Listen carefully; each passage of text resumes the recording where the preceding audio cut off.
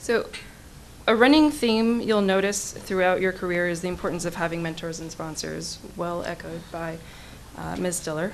Along those lines, however, is the equally important part of the equation where you need to also develop your team of supporters.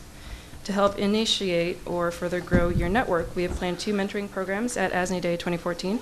The first is a shadow mentoring program. And we also have a speed mentoring program tomorrow morning. We all have a part to play in the design and implementation of effective end products that our warfighters use in the field.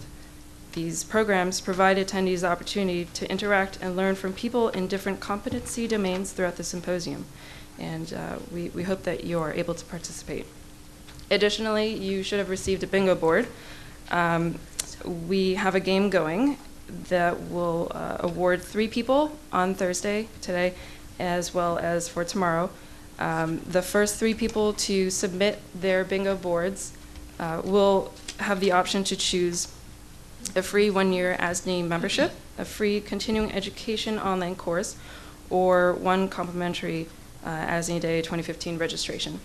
And as you fill out the bingo boards during the day, we ask that once you're complete, you find somebody with a red dot on their name card and submit it to them. They will initial the card on the back, timestamp it, and then if you could also leave your contact information so we can reach out to you, we will let you know if you've won or not. Alrighty.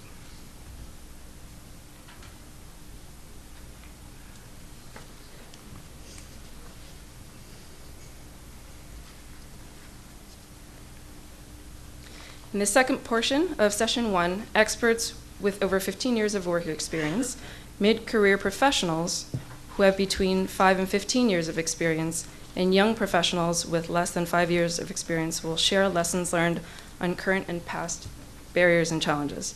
I'll start by introducing the moderator and assistant moderator. The moderator will then introduce our panelists, and the panelists will provide their individual remarks. A closed Q&A session will be led by the moderator, followed by an open Q&A session.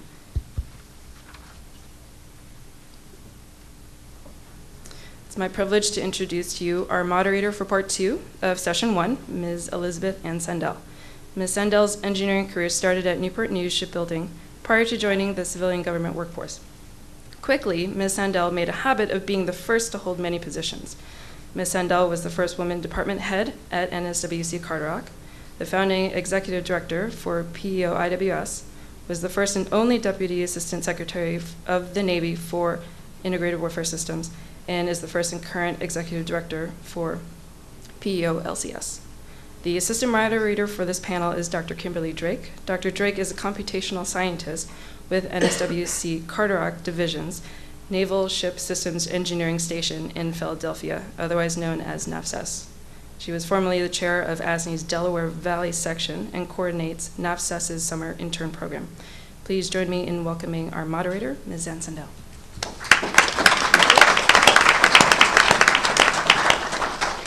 It's a pleasure to be here. It's a lovely audience. It's most of the folks I've grown up with or have worked for, so it's old home week for a lot of us.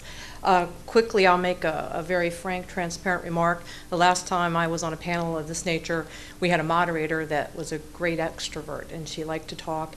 And I sat there as a panelist, and this is an awful thing to tell you, and wondered when she would cease so that we could do our role.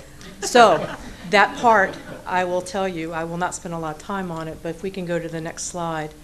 I wanted to thank Dr. Drake for her time, and her time as assistant moderator is one of those jobs that you do behind the scenes, like Jennifer and Glenn Sturdivant, where you don't get a lot of thanks. You just do all the hard work, and then you show up, and hopefully things don't go badly. So far, we've just done an amazing job, and I thank you all so much for this. But ASNE, I wanted to make a plug for because they don't really need to be, overly represented. But I need to speak from the heart. For this session is Women in Engineering, and the Skolnicks are here. Mr. Comstock, my previous boss, everyone in here.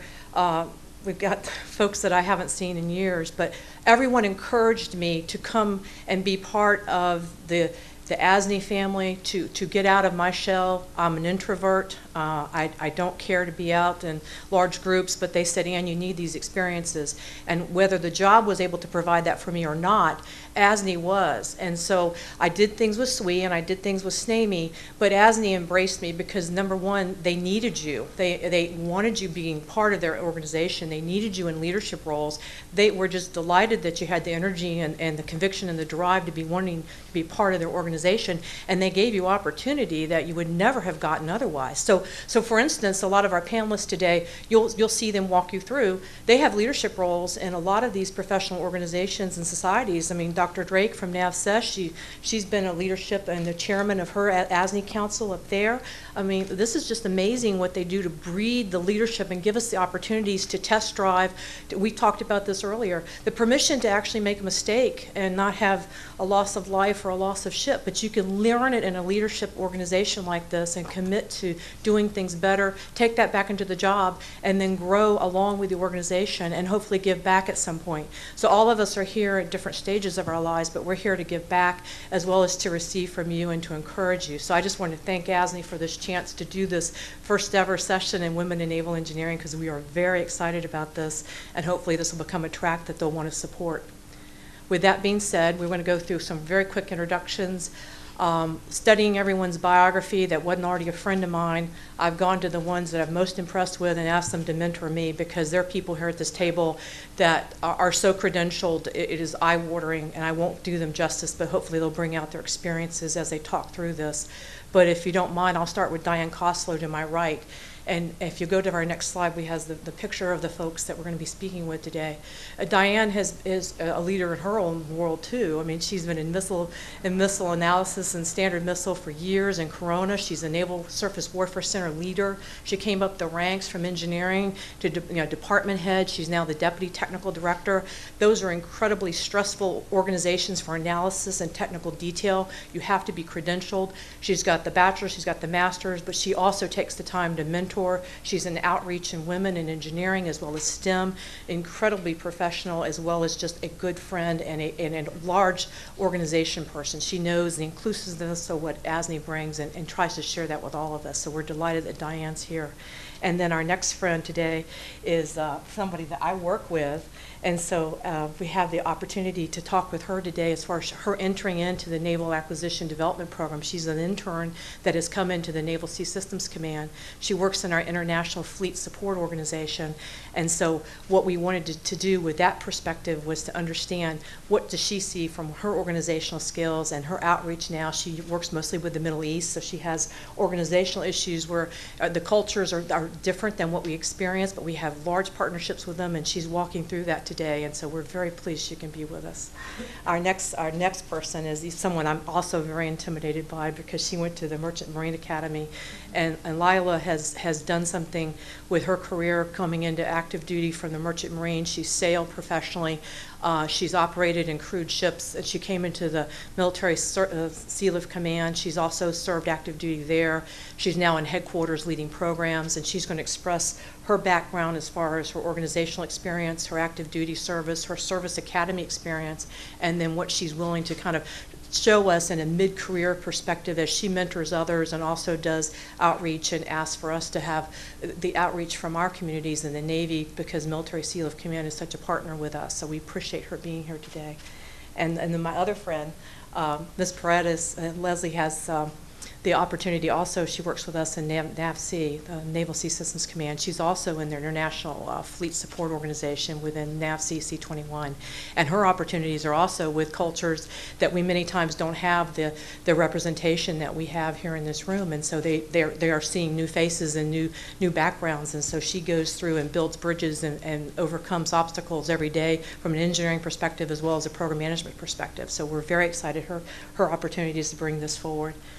And Susan Rodin here, who has brought most of us up because she is one of these leaders that works within the system, that never asks for any attention for herself, but grows and develops talent as part of her job. She came in technically. She's amazingly experienced in education. She came through program management with submarine development and research. She's gone through the program office series and then decided that she wanted to do the command perspective, so she moved over to NAVC from the program offices, and now she is the executive Director of Corporate Operations and Total Force Development in NAVC. So Susan has done outreach with us for many, many years, and we're happy to have her here today to express how she's learned to do this so well, because we all benefit from her perspective. Let's see if I see my friend down here. And then Thalia, we have coming into the organization today for American Bureau of Shipping. Her perspective is going to be very global, very international. She speaks 4 languages, I believe, currently. She not only leads the organization in international outreach for the American Bureau of Systems Shipping, but she also does a lot of the development work for new programs. She's at least networked within the STEM community, many, many countries. Her biography is incredibly comprehensive, and we're all honored to have her here today. She's flown in specifically for this event. We thank her for that. And then last but not least, we have Carol Lapointe. Again, if we have the opportunity for having her walk you through her bio, it's incredibly impressive. She's the valedictorian out of the Naval Academy, many, many awards. She's had active duty service on board operational Navy vessels. She has multiple master's degrees.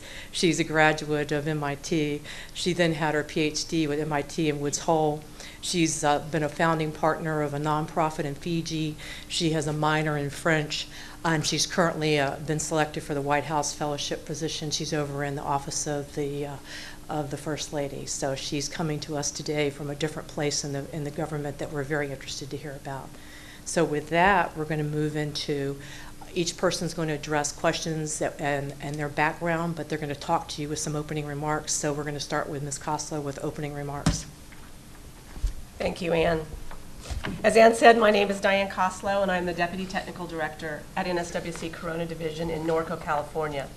I have almost 29 years of experience in the Navy, graduating from Kansas State University in 1985 in industrial engineering, and taking a job straight out of college at Corona. I have 3 incredible children, ages 25, 19, and 17, with the youngest getting ready to graduate from high school. I'm here today having moved up the ranks to my current position, primarily because of the mentoring and encouragement I received along the way, starting as early as elementary school and continuing to today. In grade school, I had teachers that fostered my interest in math and gave me opportunities to work higher level academics during recess. There were community adults exposed me to college opportunities. And during my senior year, when I didn't know what I wanted to do, it was a high school counselor that pulled me aside and encouraged me to consider engineering. In college, I had professors that wanted their students to be successful and encouraged us to build a support system so that we would all graduate and ultimately be successful. In my career for the Navy, I've had various supervisors, managers, and executives, both military and civilian, take notice of my strengths and encourage me to take on various opportunities even when I questioned my own abilities. There were very few women engineers in the workplace at the time, and my mentors along the way have primarily been men. Their confidence in me has enabled me to move out of my comfort zone each time I made the move. And every career move I made has helped me grow as a professional and as a person, understanding broader perspectives and developing my technical foundation. I shared this piece of my history to enforce the message that is important for all of us to give back to our profession and develop the professionals that are coming behind us. Sometimes I think, what do I have to share with you? What would you all want to know? But all of us have our experiences, and no 2 career paths are the same. But through sharing what we have been through, what worked, what didn't, and our lessons learned, others can add to their professional toolbox. When it comes to supporting women engineering, it is critical to reach out to the young ladies who are good in math and science as early as elementary school. In raising my 3 children, I had the opportunity to chaperone 6th grade science camp for multiple years. This experience taught me that family traditions and cultural beliefs are so powerful and play into a child's perspective of what they can and cannot accomplish, particularly that children that come from families that have not attended college or who are first generation born in the United States. We need to help them break the paradigm that women can do more than just be a wife and a mother.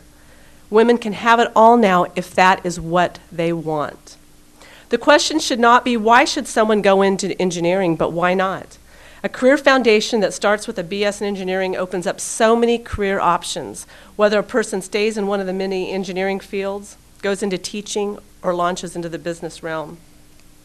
I feel fortunate to have entered college in the early 80s, as many women before me paved the way for women to be welcomed into a male-dominated field. I chose industrial engineering, kind of like Ms. Stiller talked about systems engineering, because its description included words about people, teaming, and human factors. I didn't want to have a career where I worked in solitude, thinking I was going to have to answer all the questions of the world by myself. I was not the only female that felt that similar pull in industrial engineering, because that was our biggest department at Kansas State University. From my experience and what I've observed watching my teenager daughters grow up, is that women tend to be more socially motivated. Therefore, the knowledge that teaming, collaboration, building relationships, and strong communications are key building blocks to being successful as an engineer are important to stress to the children in high school that are trying to make those decisions. I've been asked how it feels to break through the glass ceiling, being the first female division head, department head, and deputy technical director at Corona. From my perspective, I've never felt the glass ceiling existed. This may be because my career has been executed in Southern California, a region that is rich in diversity. I've listened to those that I respect, and their encouragement has given me the courage to try new and challenging work assignments. I took ownership of my own career. That's a very important point. And I've made decisions based on what was best for both my personal and my professional life. My husband's support enabled me to go for the brass ring while keeping me grounded and in touch with what's important. In the end, I believe that barriers and/or ceilings are only there if you believe them to be. If you work hard, do your part, and deliver results, your contributions will be noticed. In my experience, at least in Southern California, engineering has no gender. I just want to thank ASNE for bringing this track to bear. I think this is a really important thing, and it's wonderful to see a diverse crowd. Thank you.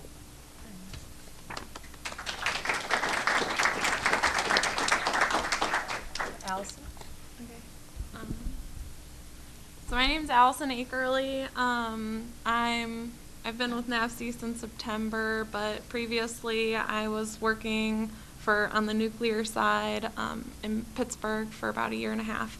I graduated from the University of Toledo in 2011 in a chemical engineering degree.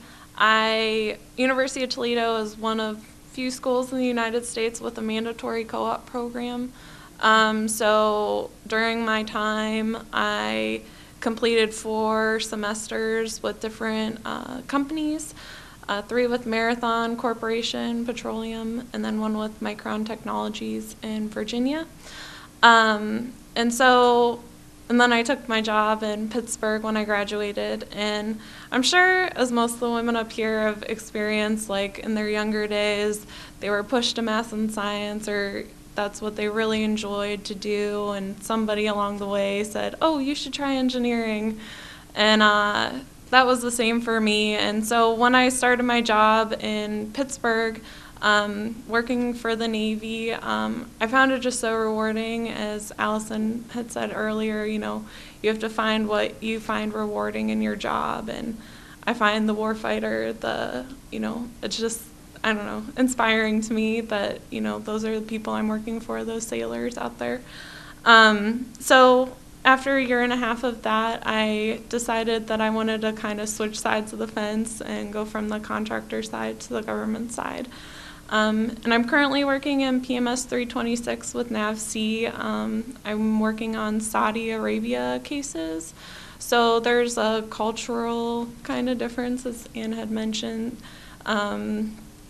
Last week 2 weeks ago, I had meetings with, admirals with the Saudis, and they're quite characters, and something I didn't expect, actually. But they're sitting, we're sitting at a conference table, they're on one side, and then the U.S. is on the other side, and there's some breaks in conversation and stuff, and they turn to me and they go, I have one question for you. I go, really, one question? And he's like, no, I've got a lot of questions, but just one. He goes, why do Americans drink Coke in the morning? And I was like, I don't know. I can't help you with that particular thing.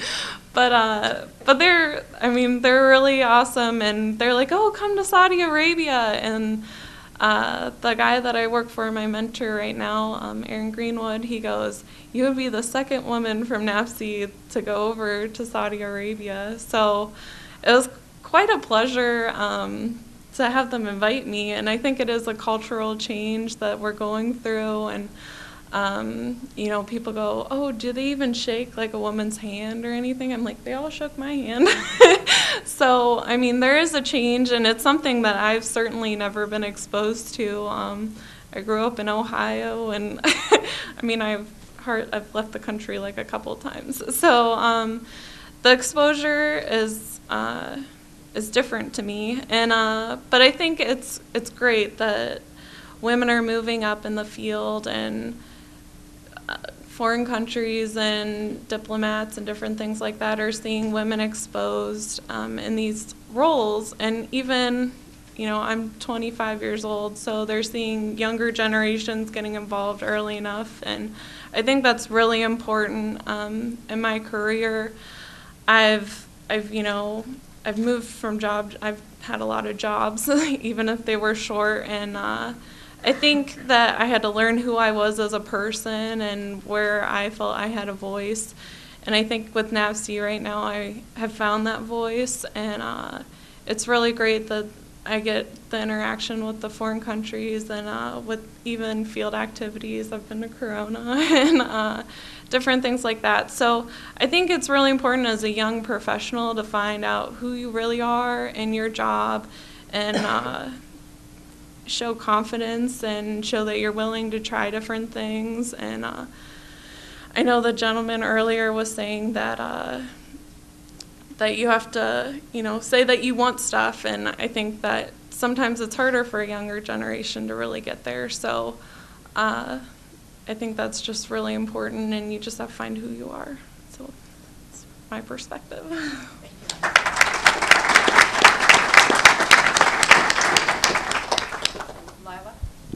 Hi.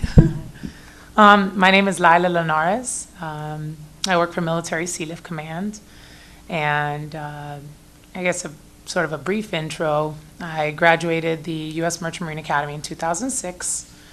And my road to getting there was a bit unconventional. I can't say that I've always dreamt about being an engineer, but I knew I loved the water. My dream job was actually to be an underwater photographer for National Geographic. So very far off. However, I've always been interested in engineering in some capacity. I was in a magnet program in middle school for aerospace engineering. I did like this, space and that sort of stuff, but it just wasn't for me. As I went into high school, I completed engineering courses over the summer at a nearby university, so I just became more and more interested in it. But it was my dad who actually pushed me towards the career that I have now. My dad's in the Merchant Marine for 33 years, and he's something called a hose piper, which is basically you start from the very bottom as a wiper and you work your way up. So he's an engineer now, and although he didn't go to college, it's I can't say. He was very, very proud that I went to the U.S. Merchant Marine Academy. So he was my driving force. And I'll echo what our guest speaker said. Growing up, I was always tagging along with him. He'd show me how to change the brakes on the car and, fix things around the house. So he sort of showed me that. He gave me the first glimpse of the importance of staying tough. So as I went to the academy, and I'll focus on that a little bit, just because I know that there's one other person from the Naval Academy, but many people may or may not be aware of the U.S. Merchant Marine Academy. So as I went through school, I majored I got a bachelor's in science in marine engineering systems. Does this keep going out? With a minor in environmental engineering. So as I went through my classes, there was one other female. We are paired up with about 15 other students, and we basically take the same track all 4 years. Now, many of you may or may not know, but in my opinion, I think that the Merchant Marine Academy is one of the least underrepresented academies for women, and it still currently is that way. However, we are seeing improvements, so I'm very, very proud of that. After I graduated, I sailed for Military Sea Lift Command on USNS vessels as a third assistant engineer and a second engineer, so I got to see the operational side of things. I did that for about 3.5 years. I've sailed on a couple different platforms. I've been on ammo carriers, a hospital ship, which we did a humanitarian mission through South and Central America with Navy doctors and nurses, and I've sailed on 2 oilers supporting active duty vessels, either resupplying them with consumables or oil, fuel. After which, I came to Military Sea Lift Command headquarters. I've been there for about 3.5 years, and I've had the opportunity to be involved with quite a few different projects. The Joint High-Speed Vessel, the Mobile Landing Platform. I've also done process improvement. I'm currently involved with the LMSR program, the Large Medium Speed Ro-Ros, and I am coordinating the trials for the JHSV, the Joint High-Speed Vessels, so I get a chance to work with INSERV,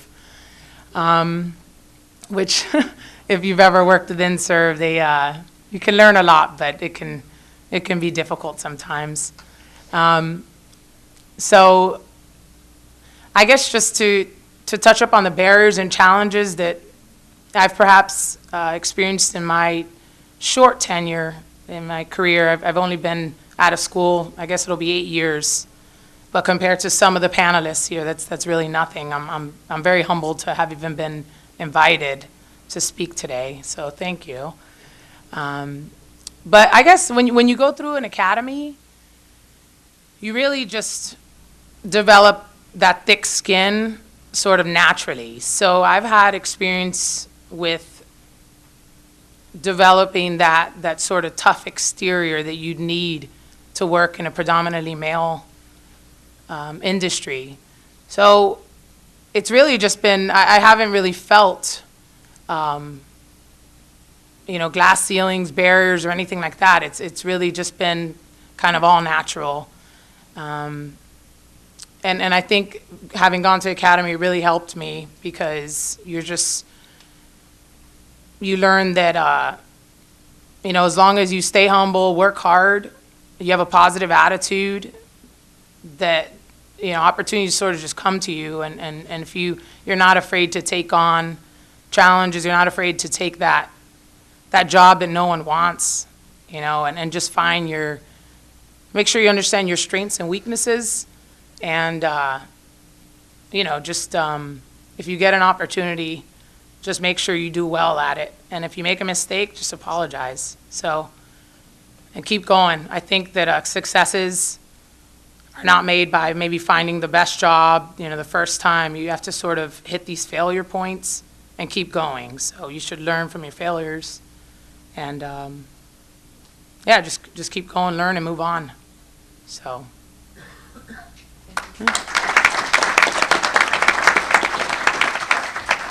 Leslie.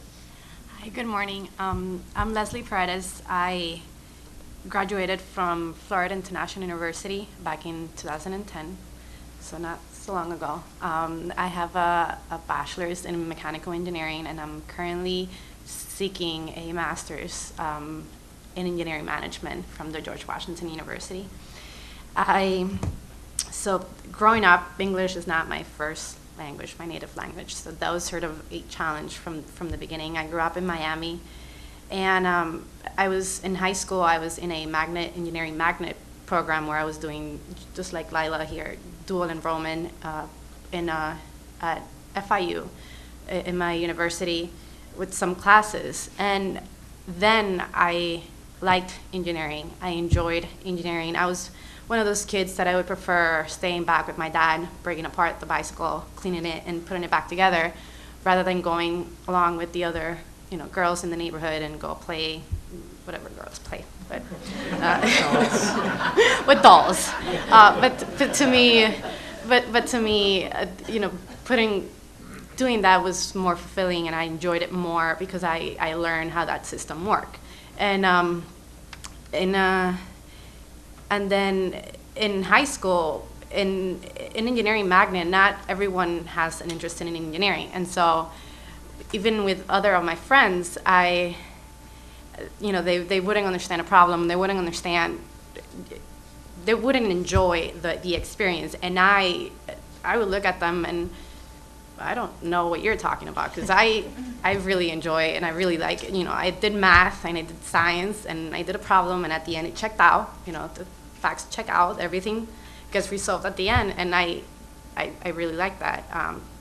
Then I went on to college, and that was sort of my first step into seeing that women were we were underrepresented, because as many of you women in engineering have realized, you've taken a class, and in a class of 50 students, you're probably only the second or third, or maybe a little bit more, but professors start noticing you, and it's not because, it's because you're maybe the second woman in his class, or the third woman, especially down in Miami, which is not a very engineering-oriented area. But I really enjoyed it. I started participating more in robotics teams and just with more engineering, with an engineering side. After graduating, I was recruited at one of the engineering conferences by NAVC, and I didn't even know what NAVC was when I was recruited. I had to go back and do some research, and it's like, ships, okay. The same systems that I see in my books, so I can go back. I can go there, and moved from Miami to Washington, D.C., and I love the area, and I love NAVC. I really enjoyed it because after becoming an employee, I've been given the opportunity to go back to my school and recruit or pass the word that, who we are and what we do, and it's been very fulfilling, because I get to tell other women that are maybe a couple of years behind me, stay where you are. You'll get some challenges.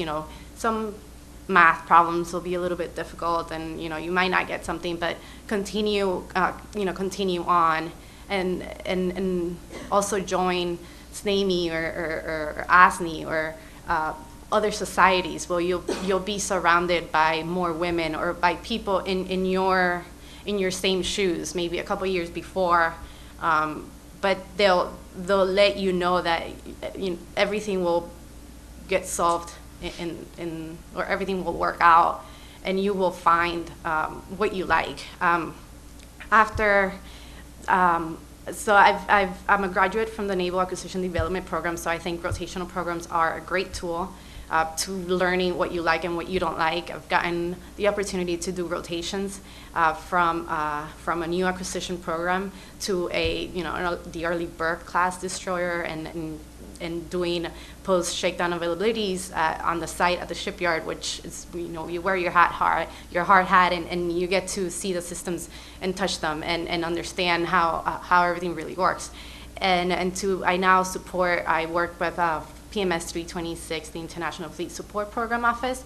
I'm a project manager for Iraq, and that's another country where women, when you go to the meetings in the country, they think you're admin, but you work on things that the sailors there, they affect real men, and I think that's really important. I think in my short 3.5 years, mentoring has been I want mentors. I don't want them to trace my path, but just to tell me, I don't want to go from A to Z all the way straight. I want to take different paths, but get to the end. And I think they can tell me their experiences.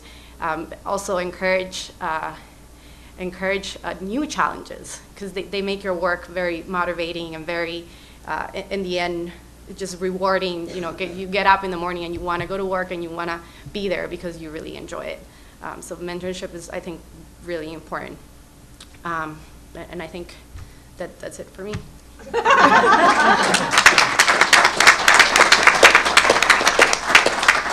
Next, Susan, please. Good morning. I wanted to share a couple of observations and a vision for the future, but before I do that, I wanted to share a funny experience that I had as a very young engineer at NAVSE when I first started in the late 1970s and early 80s. I had this happen to me more than once. Older, well-meaning gentlemen would say something like, can I help you with that, honey? Or, here's how you do that, darling. I think things have changed. I don't hear that anymore. Maybe that's because I'm not a young engineer anymore. I never took offense at that. I think that it was a different time and the culture was different. And so I just enthusiastically smiled and said, thank you very much for your help, and learned all I could learn. So the couple observations I wanted to share, is, and we've heard about this already today, is the importance of mentoring and sponsor relationships. The second thing I wanted to talk about was navigating a path as a woman engineer while nurturing a marriage and a family presents special challenges, and we might talk a little bit about how we can make that work, and then a vision for the future. So first, with the importance of mentoring relationships. I have been benefited. I've had many wonderful mentoring relationships, sponsor relationships, good supervisors. So who were these people, and how do you find one? I have found them to be well-respected leaders who wanted the best for the organization and for the people in it. And they had very good relational skills. In many cases with me, these relationships just happened. They weren't overtly, will you be my mentor, or can I mentor you? It just happened. But if it doesn't just happen, you know, I encourage people to ask. When you find someone that you respect, that's competent, that you admire, and that you want to learn from, you know, call them up and ask them, can I come talk to you for a little while, and see what develops. So how did these mentors help me? One, they encouraged me to enhance my credentials and capabilities, and second, to broaden my experience and perspective by moving within NAVSE. I've been in NAVSE my whole career. So I'll share a couple stories and some individuals that I'll give plugs to. One of my first mentors was a man named Greg Hagedorn, who's since retired. I was a math major when I came out of University of Virginia, and he told me early on, you're working in an engineering organization, you have to go get an engineering degree. He was absolutely right. He said, you know, the people around you they might discount you if you don't have those credentials. And you will not have the confidence because you'll always feel like you're not quite living up to what other people might expect. So that was fabulous advice I got, and I did go and get my master's degree in mechanical engineering at University of Maryland. Another thing that Greg did was encourage me to expand my horizons and move in the organization. He was challenged by his leadership to move around and go to different organizations and to improve them. And he brought people with him that could help him do that, and I followed him a couple of times. He created the opportunities for me, and he had excellent skills in promoting these opportunities. Again, I think someone else said earlier, people will ask you to go places that might not look so great, but they make it sound really good, and it's a great opportunity, and so you go do it. Another thing he's encouraged me to do was to volunteer and to participate in professional organizations, associations like the American Society of Naval Engineers, et cetera, and you meet, you know, wonderful people and make different kinds of connections when you do that, so that was helpful. Another story is Don Matteo, who is another mentor of mine. He encouraged me to broaden further by moving into program management from technical management. And he did that at a time when I was working part-time because I had children and I had decided that that's what I wanted to do. So that was really amazing. But the bottom line is the mentor, the mentee, and the organization benefit from mentoring relationships. Another thing I wanted to touch on was navigating a path while nurturing a marriage and family can present women and men with challenges. I mentioned that I work part-time. I think employer programs that support work flexibilities are important, as is the willingness of supervisors and managers and leaders to support those programs and make them successful. I worked part-time for 11 years. When I did that, you have to really think about how's that going to affect your advancement and developmental opportunities. I chose during that period to remain at the working level and to not try and move into supervision. I just felt that was the best for me and for the organization. But I did take advantage of some great developmental opportunities. I applied for and was selected for a year-long developmental assignment in the OPNAV Resource Sponsors Office. I was a team sub-liaison, which was a fabulous opportunity. And again, I was able to do that part-time, which was really amazing.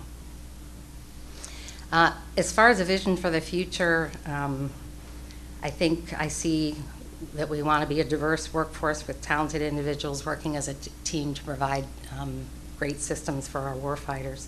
And how we can get there is engaging in activities like American Society of Naval Engineers, and also some organizations like some of the things we have at NAVSEA. At NAVSEA, we have employee resource groups, and I've been a member of the Women's Employee Resource Group. And in the past couple of years, we've been able to do a couple of things that I think provide inclusiveness for women in the workforce. One was to provide a little additional impetus to get a lactation room for young women. You know, one of the women that works for me has used that room, and it really helped. She really appreciated that existed. We've put together telework best practices. Telework is another flexibility that I think we can use more in the workforce. And there are certain things that you need to do as an employee and as a manager to make those things, to make that work, to develop the trust and to the accountability for the products. And again, participating in professional societies is another great way to develop and broaden. So that's it.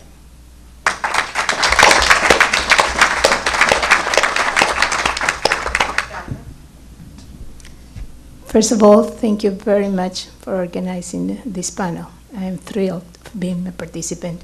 My name is Talia Kruger, and as I was introduced, I'm originally from Ecuador and traveled with a scholarship to study naval architecture and marine engineering in Poland, and that exposed me to different cultures and helped me learn the languages that I speak somehow. What I want to say is that I became conscious about the gender issues just back in 2007. Before, I was more fighting whenever I was a younger engineer with the cultural issues and other race issues, because obviously I am South American. So in 2007, with another female engineer in my organization, we saw new engineers coming to our workforce, and we said, oh, they were like lost. Let's take them to lunch. So we started to form a group of female engineers in our organization. And whenever we decided this to become a little bit more formal, we invited the highest ranking women in our organization to give a speech. And she talked about the challenges that she faced when choosing her career and when becoming a wife and a later mother.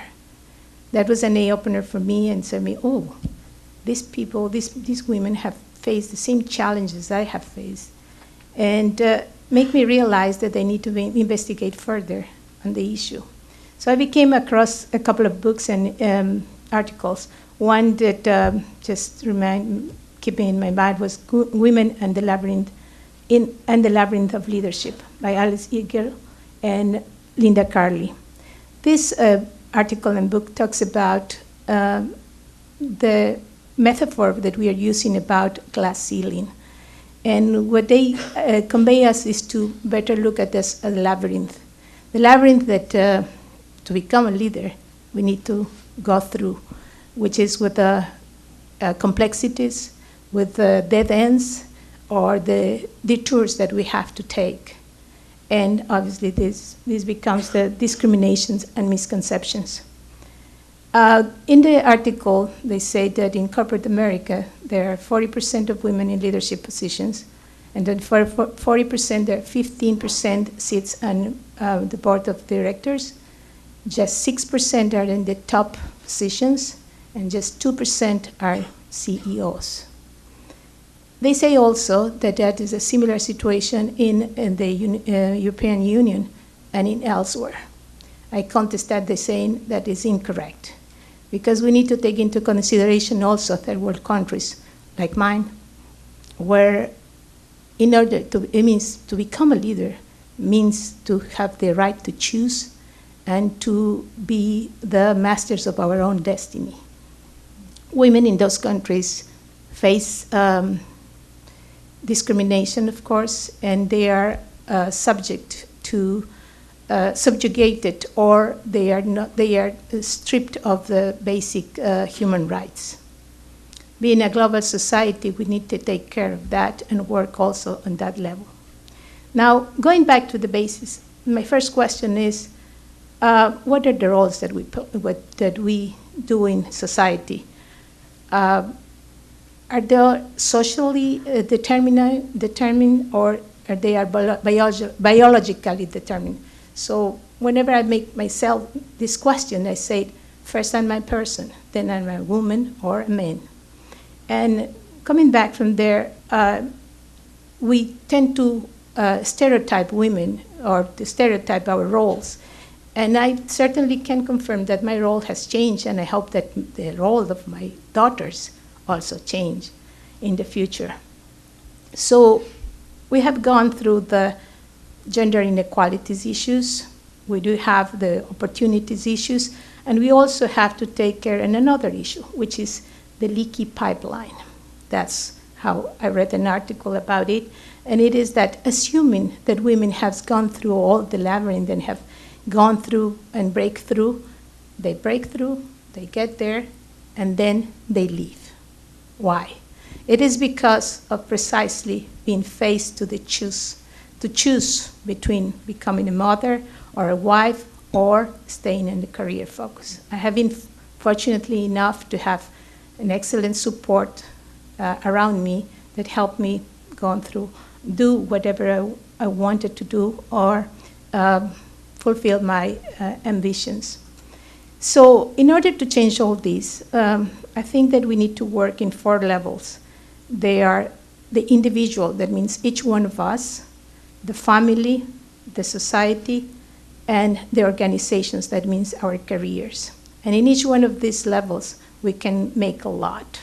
Just to say a few, first one, at that individual level, we need to do effective empowering of women and girls and give them the opportunity to be educated and the confidence that come with that education. At the families, we need to fight the stereotypes and tell them that it's not good to just think that a woman can be just a caregiver and have this role, but also can have other aspirations. In the community, we need to ensure the access and participation of women and girls in education. And in their organizations, we need to improve healthy HR practices and help women keep the balance.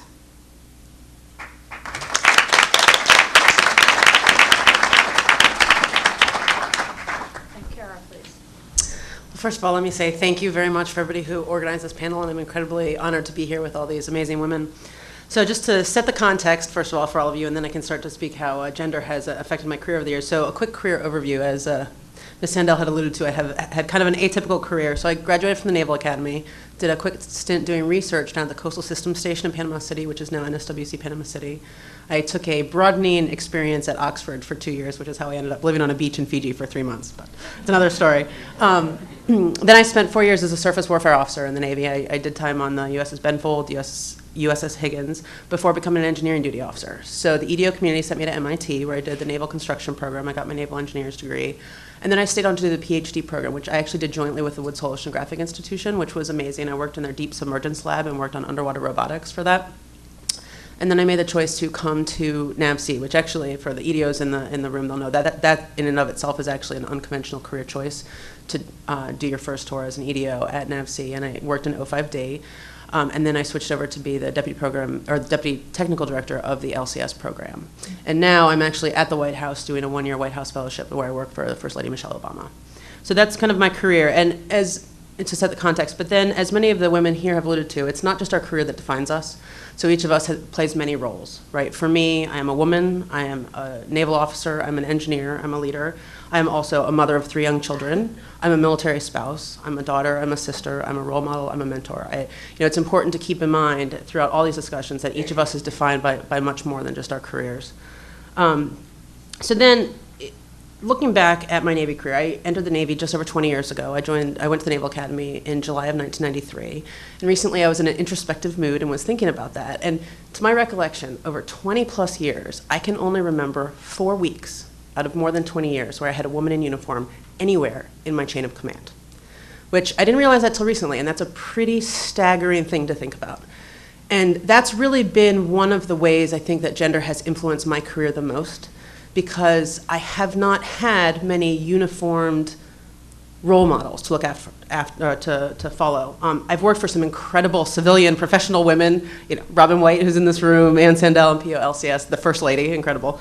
But really having that lack of uniform role models has affected me dramatically. And what it translates to is a lack of mentors, of uniform mentors for me that really have an experience that parallels my own experience. Now, I've had incredible mentors along the way, many incredible mentors who've been selfless with their time, with their advice, with their energies. They've helped me in so many ways.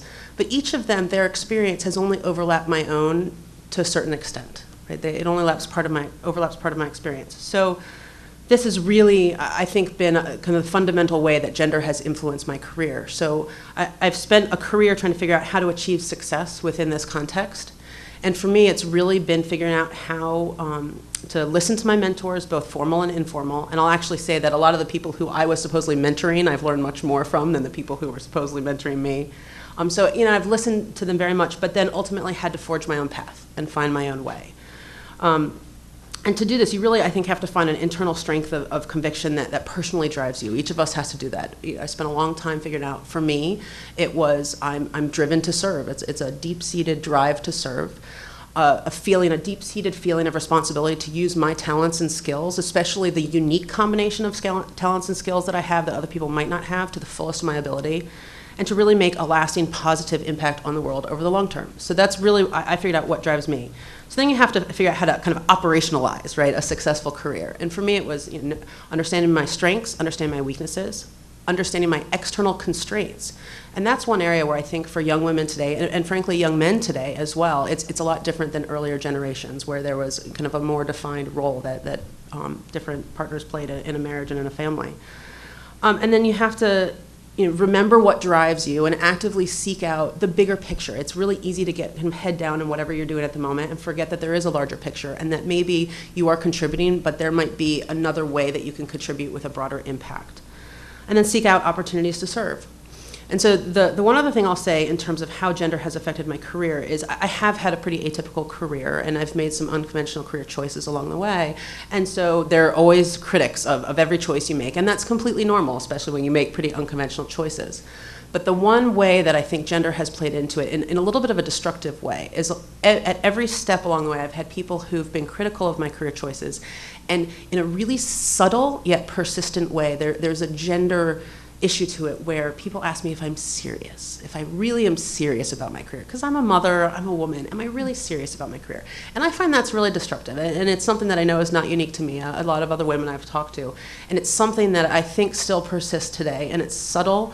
And it's something that's important for all of us who are trying to forge our own paths to recognize and understand it for what it is and then move past it, right? To really have that internal strength to move past it. So in closing, I'll say that I think change is happening. That we do have a changing tide in the field of engineering, in the Navy, but change happens slowly. And I think the more women that enter this field and the more women who are in this field can really look into themselves and see what drives them, where they want to make an impact on the world, and have the courage to forge their own path, I think that that's how we will create the change that we want to see in this field.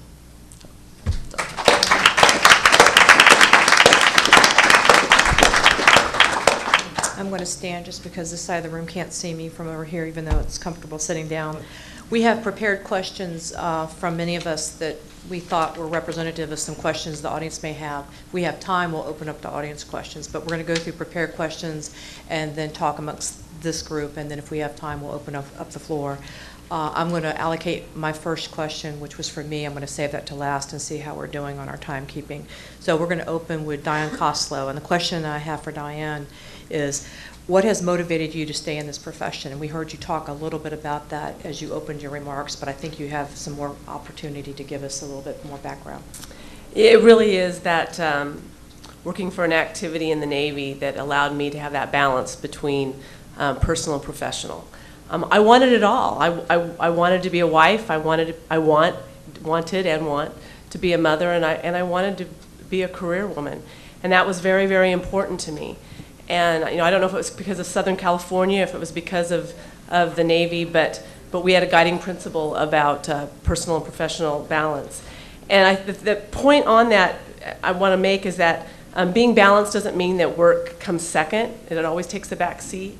But what it does mean is that you need to stay flexible to achieving it all, prioritize, delegate, relying on your team to do their part, but then being reliable and trustworthy so that when they need you, you step up to the plate.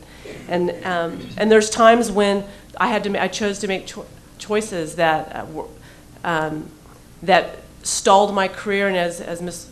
Rodin said, I stayed at the working level when my children were young. I didn't move up in my early part of my career as fast as maybe others did, but that was a choice I made, and I didn't expect to get those higher level jobs with everybody else because I made a choice, and you just accept that, and it's just something you need to do. But that's exactly why I've stayed working for the Navy. And that was the wisdom and maturity a lot of us didn't have, especially me at that time in their life, for making that right choice. So I applaud Diane for that.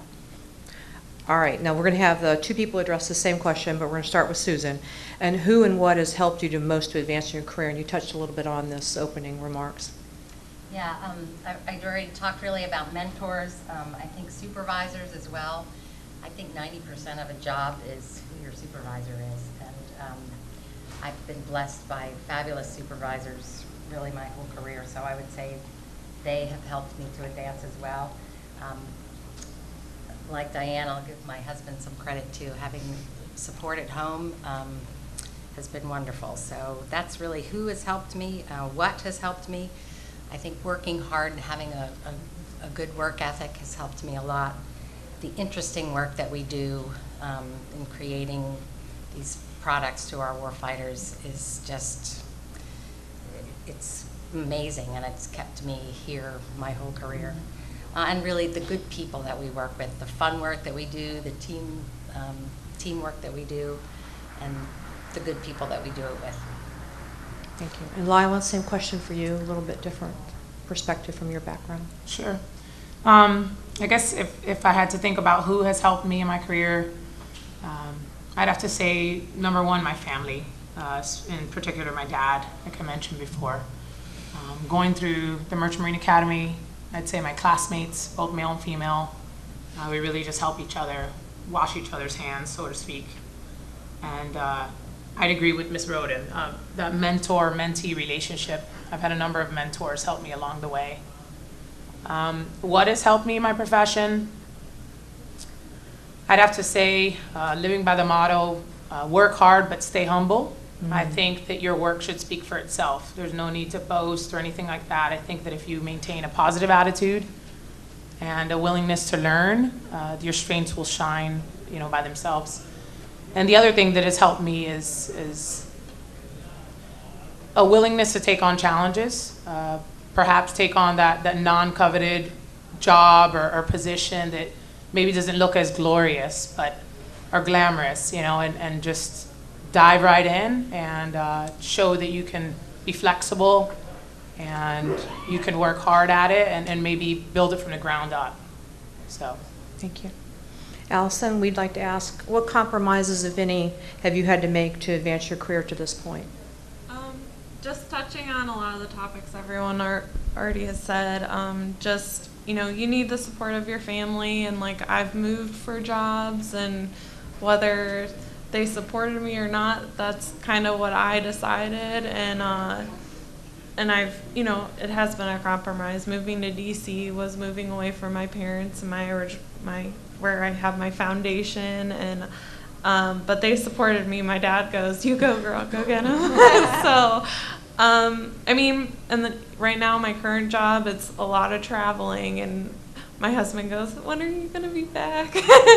So, I mean, it's just learning to know what you're capable of doing, what you can handle personally, and taking on what you think you can succeed at. And I wasn't jumping for joy when I got Saudi Arabia, but it's a really great experience for me, and I think that more women should, you know, really take advantage of the experiences that are given to them.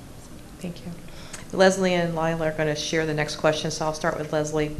Leslie, what has your perception of other women in the industry been, both past and present, from where you are? I think from the time that I've been in NAFC and probably in college too, since that's my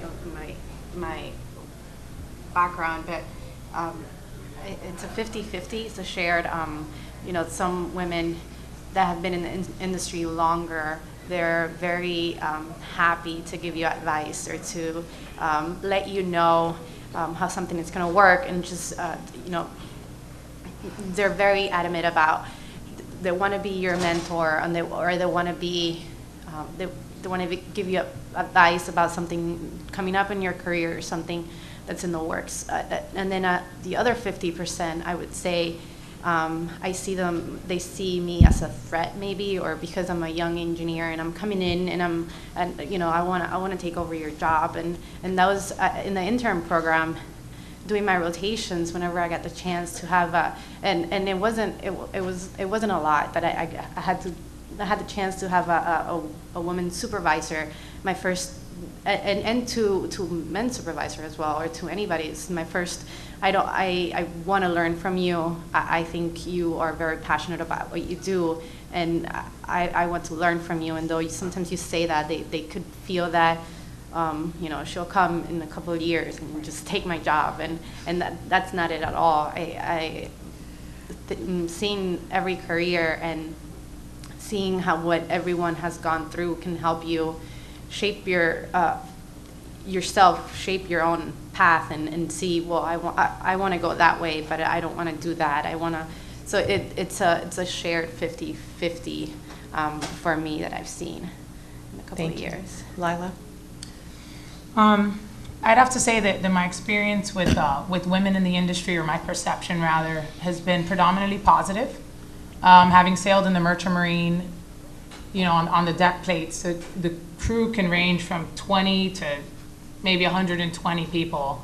And I've usually been probably the only female in the engineering department. So when I do run across another female, even on the ship, we definitely develop that strong camaraderie. And I'd have to say that the women that I've sailed with aboard Merchant Marine vessels have become some of my very best friends.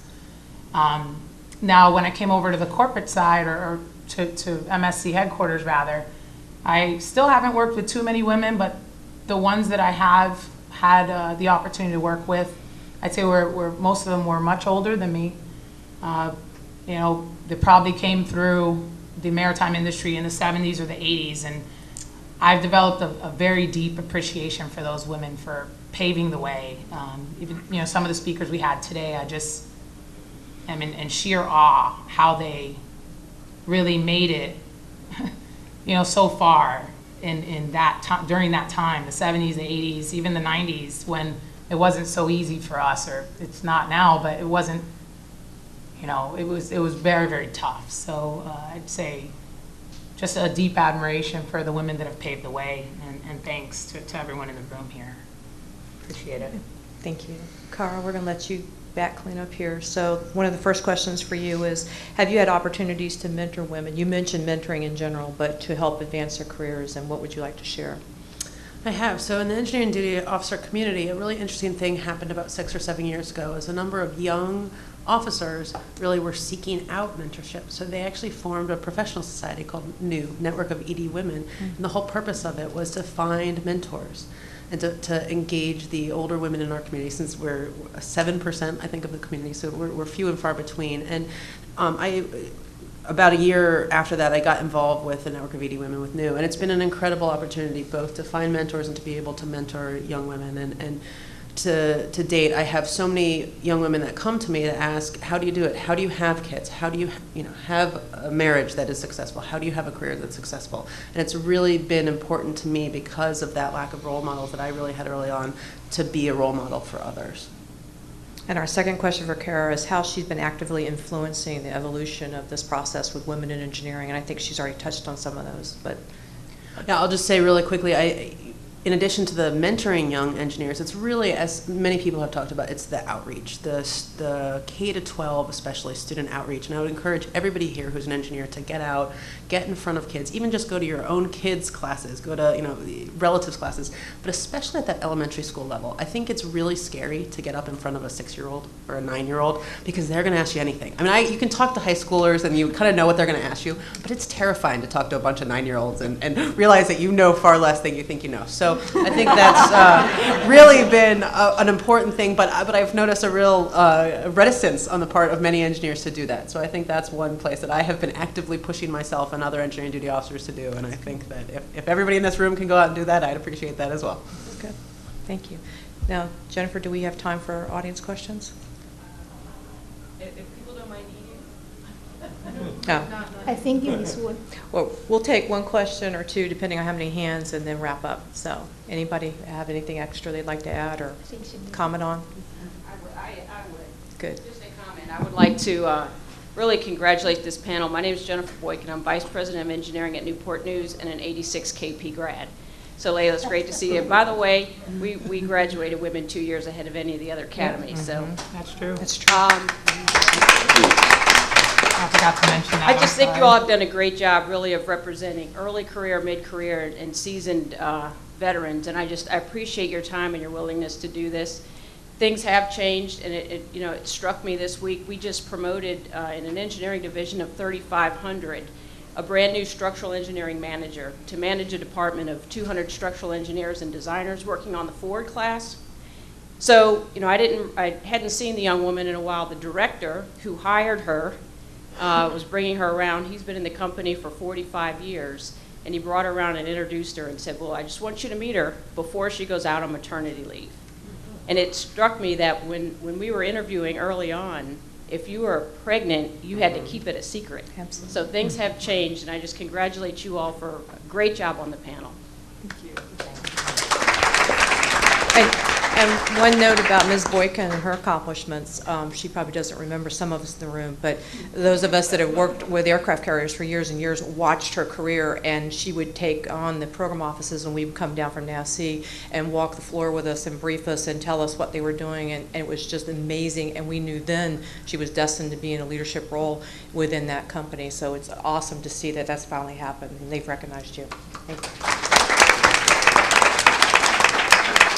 All right, well, we're going to do some closing remarks, and what we'd like to say is I think there are a few takeaways that you've heard from today, and the consistent theme is master's degrees across the board, many times PhDs across the board. We have more married than not, which is, I think, quite impressive. Allison Stiller and I were speaking this morning, and we remember panels of this nature where either they were not able to be married because they couldn't keep a marriage together with the demands of the job, they were divorced, or they had broken family relationships. It just was the family took the brunt of the problem with the job and not having the people that supported them at the workforce. So I think the tribute, the families, the mothers you're hearing here, the wives, all the mentoring conversations you're hearing, the key relationships we have with each other in this room. Everyone is fairly well known with each other, even though there's sometimes are new introductions today. The consistent theme of outreach, seeking mentors if you don't have them, being a mentor, being in professional society, challenging perceptions, challenging the challenges and the obstacles you may encounter perhaps not allowing yourself to see that you think there might be a glass ceiling or a boundary. We've heard that recharacterized today. Maybe that wasn't a glass ceiling, maybe it was an opportunity, and you need to take that through in a different perspective and not make it about yourself and there's some opportunity that you can't tackle, but maybe there's a different way to address it and come into a lateral position as opposed to a vertical. So there's a different way to approach these problems based on what we've heard the ladies today say, and I have taken notes throughout it. I hope all of you have. This has been extremely beneficial. Again, we are very energized. We would like to have conversations later. We know we're running a little late. Our next session this afternoon is in this room at 1500, which is fact versus fiction. We think that'll be just as exciting and energizing, so we look forward to catching up with you at lunch and later on this afternoon. So thank you, everyone.